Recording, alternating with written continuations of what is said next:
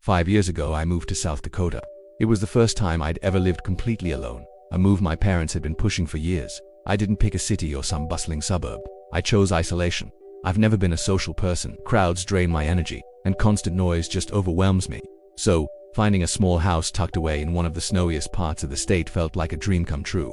My nearest neighbor was so far away you could go weeks without seeing another soul, and for a while that's exactly how it was. The first few years were quiet, peaceful. I worked, came home, and kept to myself. No drama, no surprises. I never bothered introducing myself to the neighbors. I'm awkward, sure, but out there, keeping to yourself is just the way things are. Everything changed one afternoon in early February. The snow started falling while I was at work. At first it was nothing special, just another winter flurry. But within an hour it transformed into something else entirely. The wind kicked up fiercely, visibility dropped to almost zero, and the roads started icing over at an alarming rate. My boss finally told everyone to head home before it got any worse. I wasn't too worried. I drive a lifted truck and I've handled my share of bad weather. Still, pulling into my driveway, a wave of relief washed over me. That feeling vanished the second I tried to unlock my front door. The lock wouldn't budge. I thought I was imagining it, so I tried again. Nothing. The entire mechanism was frozen solid. I didn't have a lighter, no hot water, nothing. I tried warming it with my hands, breathing on it, even hitting it out of pure frustration. It was no use. I went back to my truck, cranked the heater and just sat there, watching the snow pile up higher and higher around me. I told myself I could just wait it out. But after 10 minutes, reality crashed in.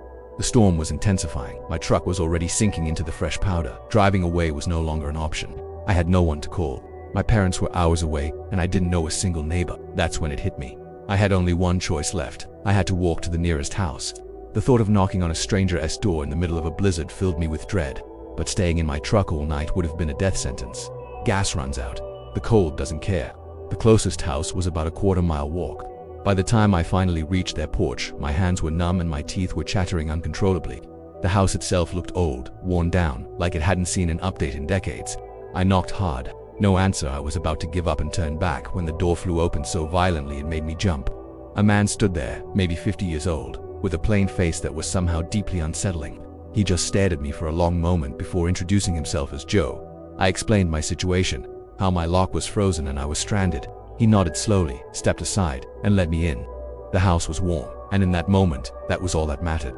He told me to sit on the couch and took a chair across from me. We made some awkward small talk, but something felt incredibly wrong. His eyes were never still. They darted around the room like he was constantly checking for something behind me, or maybe even above me. He'd start a sentence and then just trail off, forgetting to finish it. Then he'd just stare at a blank wall, as if he was listening to something I couldn't hear. I didn't feel safe. I told him I was exhausted and asked if I could just get some sleep.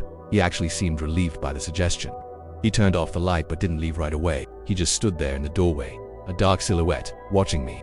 I squeezed my eyes shut and pretended to be asleep until he finally walked down the hallway. I tried to sleep, I really did. But about an hour later I heard it, thumping, scraping. It sounded like something was moving around right above me, but that didn't make any sense. It was a one-story house. I stared at the ceiling, trying to rationalize the sound. Snow shifting on the roof, the wind, anything. Then came one loud, violent thud that shook the room. I sat bolt upright in the dark, and that's when I saw him. Joe was back, standing silently in the doorway, watching me again. Before I could say a word, he charged. He tackled me to the floor, his hands wrapping around my throat. We struggled, rolling across the musty carpet. He was much stronger than he looked. He screamed at me to stop fighting. He kept rambling about her. He said she was lonely. He said I would be good company for her. I don't know how, but I managed to shove him off me. I grabbed my coat and ran out into the blizzard. I didn't stop running until I reached the next house down the road. The family there pulled me inside without a second thought. I slept on their couch that night. The next morning when I told them what happened, the husband stopped me mid-sentence. Was it Joe? He asked. They already knew. They told me Joe's wife had disappeared years ago. There was never an investigation, never a body found, but everyone in the area suspected the same thing. I reported the attack to the police. As you might guess, nothing really happened. I still live in that house, and every time I drive past Joe's place, I can feel his eyes on me. If you're still listening to this, take a second to subscribe, because stories like this, they don't just end when the audio stops. Years later, I was living alone again, this time in upstate New York, during one of the worst blizzards I'd ever seen. I worked remotely, so I barely left the house anyway. That night, the storm was relentless. The wind howled so loudly it sounded like the world was trapped inside a wind tunnel. Around 10:30 p.m., I heard a heavy thud from outside, followed by a dragging sound. I figured a big tree branch had fallen. About 15 minutes later, I heard a car horn. It was faint, and it kept repeating in short, weak bursts. I looked out the window and could just barely make out a vehicle near my driveway. Its headlights a dim glow through the swirling snow. I did not go outside. At 11 p.m. sharp, someone started knocking on my front door. A man's voice called out that his car was stuck and he needed to get warm, that his phone was dead. I kept the chain on and cracked the door just an inch. He was covered in snow, a silhouette against the white chaos. But then I looked down. His boots were clean. Not just a little clean, perfectly clean. No ice, no slush, not a single speck of snow on them. I slammed the door shut and immediately called 911 while I was on the phone with the dispatcher. I heard footsteps crunching in the snow, moving around the side of my house. Then the pounding started on my back door. It was violent, desperate. I ran and locked myself in my bedroom with a kitchen knife, heart hammering against my ribs. The police arrived later. They found a car buried in a snowdrift down the road. The engine was cold, and there were no footprints leading from the car to my house. The next morning I saw them. Muddy handprints, smeared all over my bedroom window. Days later, another house nearby was broken into. Nothing was stolen. If you're watching this alone at night, maybe go check your locks. And if you haven't already, like the video. Let the algorithm know you're still alive. This last story though, this is the one that still haunts me the most. I used to be a professional skier in British Columbia. I was avalanche trained, very experienced, knew the mountains like the back of my hand. But during one particularly bad storm, I made a single bad decision on a solo run. I triggered a slide. It wasn't massive, but it was enough to toss me around and badly injure my leg. I was alone. The storm was getting worse, and I was in serious trouble.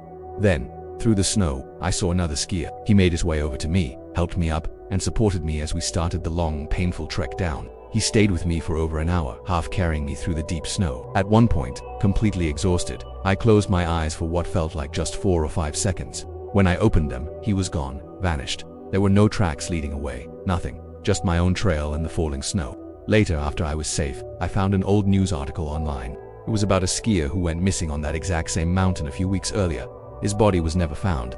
I still ski, but I never ever go alone anymore. And to this day, I still don't know who helped me off that mountain. Or why. Thanks for listening. Subscribe us for more stories.